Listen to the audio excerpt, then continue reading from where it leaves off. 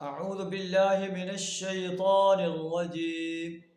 بسم الله الرحمن الرحيم.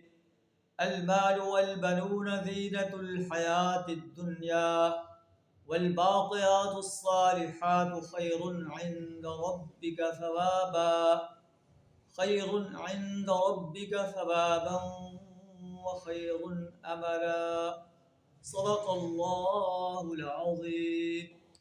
سورہ الکہف آیت نمبر 46 آپ کے سامنے تلاوت کی، جس کا ترجمہ کچھ اس طرح ہے: المال والبنون زینت الحیات الدنیا.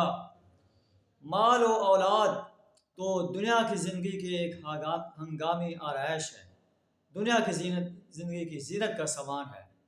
والباقیات الصالحات خیر عند ربک ثوابا وخیر املا. اصل میں تو باقی رہنے والی نیکیاں ہی تیرے رب کے نزدیک نتیجے کے لحاظ سے بہتر ہیں، اور انہیں سے اچھی امیدیں وابستہ کی جا سکتی ہیں.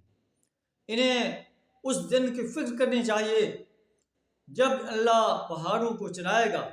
وَيَوْمَ نُسَيِّرُ الْجِبَالَ، جب ہم پہاڑوں کو چلائیں گے.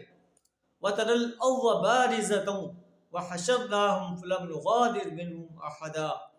اور تم زمین کو برہنہ دیکھو گے، ہم تمام انسانوں کو جمع کریں گے، کسی کو نہیں چھوڑیں گے. ہر انسان کو اپنی عدالت میں کھڑا کر کے اس سے زندگی کا حساب لیں گے کہ اس نے اپنی جوانی کیسے بسر کی، فرصت کے لمحات کیسے بسر کیے، صحت کے لمحات کیسے بسر کیے، مال کہاں سے کمایا، کہاں خرچ کیا. اسے جو ذمہ داری سونپی گئی تھی کہ تمہیں امر بالمعروف اور نہی عن المنکر کا فریضہ ادا کرنا ہے، اس فریضے کو کہاں تک ادا کیا. اللہ سے تو اللہ میں یوم حساب کے لیے تیاری کرنے کی توفیق عطا فرمائے. وآخر دعوانا الحمد للہ رب العالمین.